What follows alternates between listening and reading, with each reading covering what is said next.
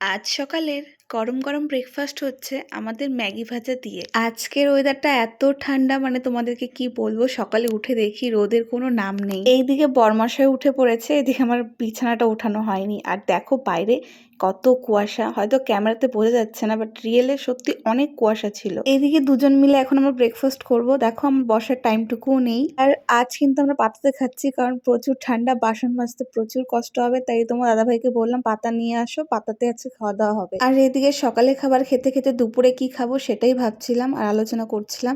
তো বর বললো আজকে খিচুড়ি খাওয়া যাক, ওয়েদারটা খুব ঠান্ডা। আর এইদিকে বরের কথা মতো দেখো আমি খিচুড়িও বসিয়ে দিব গিয়ে, কারণ আমার খিচুড়ি খেতে খুব ভালো লাগে। সে আমাকে যত টাইমে খিচুড়ি খেতে দাও না কেন। আজ ঘরে তেমন সবজি ছিল না, শুধু আলু আর মটরশুঁটি দিয়ে আমি খিচুড়িটা করছি। বিশ্বাস করো এত খেতে ভালো হয়েছিল কি বলবো। জানো তো, মনে হয় সেপারেট সংসার যারা করে তাদের সংসারে অনেক আনন্দ।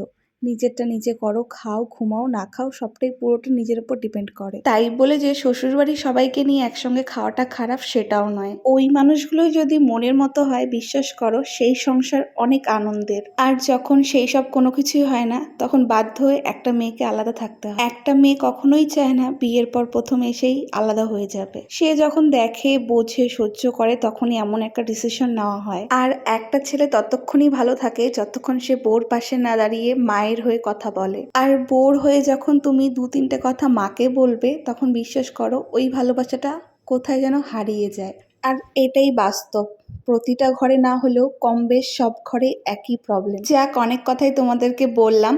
তো দেখো এদিকে চিকেন পকোড়াগুলো খাচ্ছি, এত ভালো হয়েছিল খেতে কি বলবো তোমাদের। আর কিছুটা চিকেন পকোড়া দিয়ে দেখো আমি চিলি চিকেন বানিয়ে নিচ্ছি, সাথে আমি করবো ভাত ভাজা ডিম দিয়ে, যেটা আমাদের রাতের ডিনার হবে।